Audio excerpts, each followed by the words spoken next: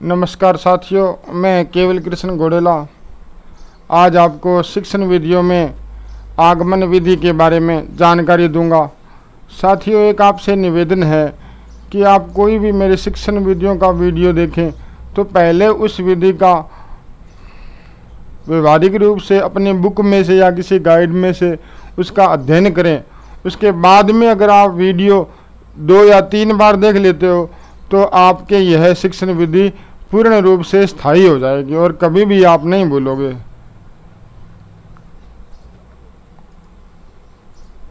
तो आज चर्चा करेंगे आगमन विधि के बारे में। साथियों, इसे विश्लेषण विधि भी कहते हैं, इसका जो उपनाम है इसे विश्लेषण विधि भी कहते हैं। एक बात का आपको ध्यान रखना होगा कि आगमन विधि और निगमन विधि दोनों व्याकरण की विधि हैं, व्याकरण ज्ञान के लिए, और एक दूसरे की दोनों विरोधी है। मतलब क्या है, एक दूसरे की उल्टी है, विलोम में आती है दोनों विधियां। तो आज हम चर्चा करेंगे आगमन विधि के बारे में। आगमन विधि के अंदर क्या होता है कि जो मेन मुख्य कार्य होता है वो मस्तिष्क का होता है। मस्तिष्क से क्या होता है, चिंतन होता है, तर्क होते हैं, ये प्रत्यक्षीकरण, संवेदना, सब मस्तिष्क से जुड़े होते हैं। तो आगमन विधि में क्या है कि मस्तिष्क की एक विशेष क्रिया है। यह क्रिया विशिष्ट वस्तुओं से निरीक्षण द्वारा व्यक्ति को सामान्य सत्य की ओर ले जाती है। मतलब क्या है, विशिष्टता से सामान्य की ओर। इसका अर्थ हुआ कि किसी भी वस्तु का प्रत्यक्ष ज्ञान करवाकर उसे सामान्यकरण की तरफ मोड़ना, इसकी चर्चा हम आगे करेंगे। इस प्रक्रिया में क्या है कि संवेदना, प्रत्यक्षीकरण, तर्क, निर्णय, सामान्यकरण आदि की अवस्था बढ़ती है। तो संवेदना और प्रत्यक्षीकरण के द्वारा विशिष्ट वस्तुओं का निरीक्षण, प्रत्यक्ष रूप से कोई भी वस्तु दिखाकर उसके बारे में निरीक्षण करना, उसके बारे में तर्क देना, उसका सामान्यकरण करना, ये सारी प्रक्रियाएं क्या आगमन विधि के अंदर आती है। तो आगमन विधि के अंदर क्या होता है कि उदाहरणों की सहायता से नियम तक पहुंचते हैं।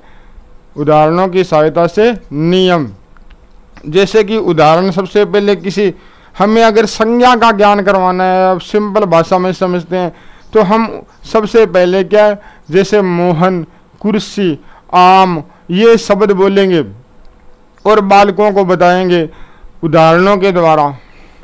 उसके बाद में उसके नियम बनाएंगे, परिभाषा बनाएंगे, उसका सामान्यकरण करेंगे।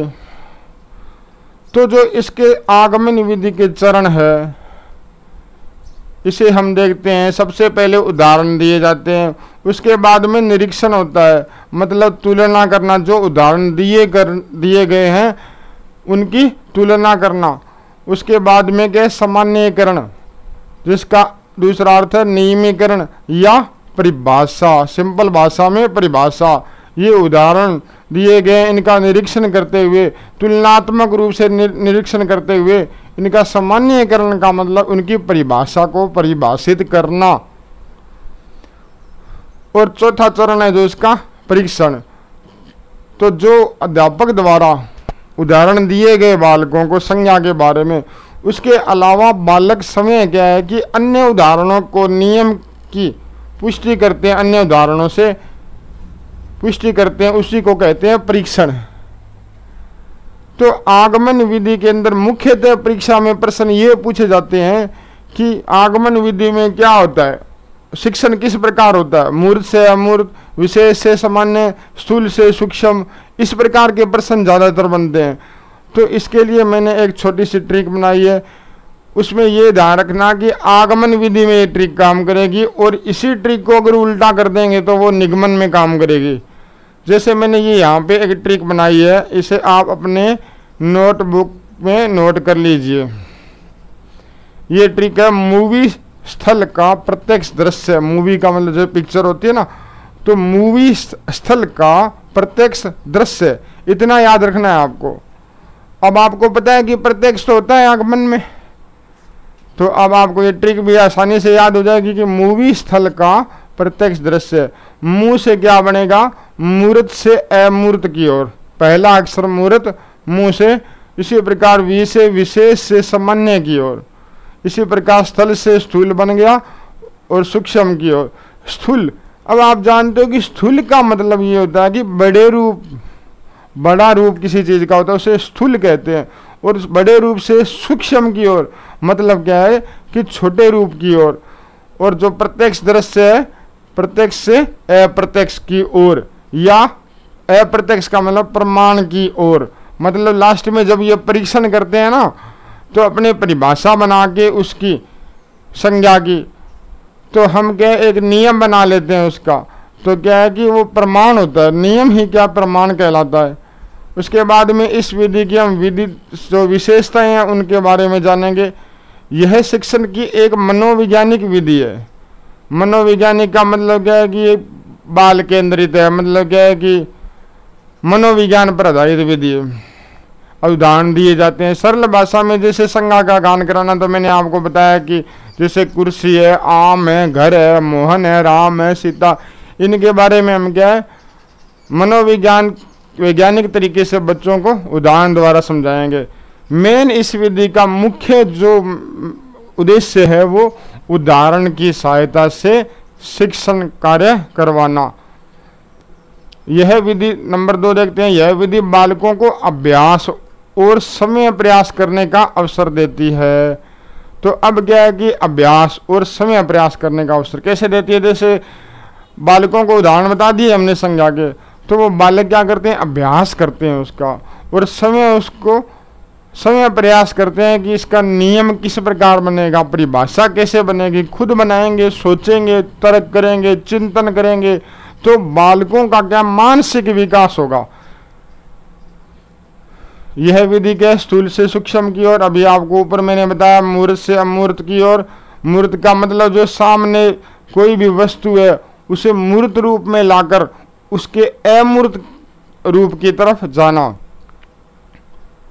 अब ये जो 5वां पॉइंट है इसमें बताया गया कि बालक स्वयं अपना मानसिक विकास करता है। तो मैंने अभी आपको थोड़ी देर पहले बताया कि मानसिक विकास का मतलब ये होता है कि बालक तर्क करता है, चिंतन करता है उसके बारे में, और फिर सामान्यकरण होता है। ये जो प्रक्रिया है ये मानसिक विकास को बढ़ावा देती है।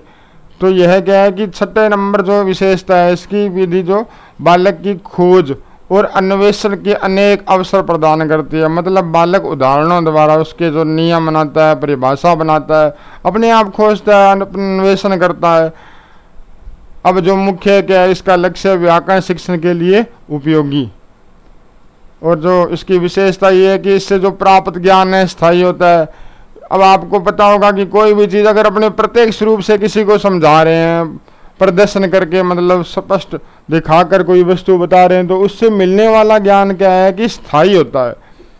अब देखो कि इसकी जो कुछ कमियां भी है, सीमाएं भी है इस विधि की, जैसे छोटी कक्षाओं के लिए उपयोगी है ये विधि, और सीखने की गति भी धीमी होती है इसमें, क्योंकि बालक समय खोजते हैं, समय प्रयास करते हैं, समय नियम बनाते हैं, तो इसकी गति है वो धीमी होगी और समय अधिक खर्च होगा। अगर गति अगर धीमी होगी तो समय अधिक लगेगा और खर्च भी अधिक आएगा। तो साथियों आज हमने आगमन विधि के बारे में चर्चा की। आगमन विधि और निगमन विधि आपको बताया जा चुका है कि दोनों एक दूसरे के विलोम रूप में है। तो इसके बाद में निगमन शिक्षण विधि के बारे में चर्चा करेंगे। साथियों आपसे निवेदन है कि मेरा YouTube चैनल है उसे सब्सक्राइब कीजिएगा और ज़्यादा से ज़्यादा इस लिंक को शेयर कीजिएगा, ताकि ज़्यादा से ज़्यादा लोग इन वीडियो के बारे में अच्छा ज्ञान प्राप्त कर सके। धन्यवाद साथियों।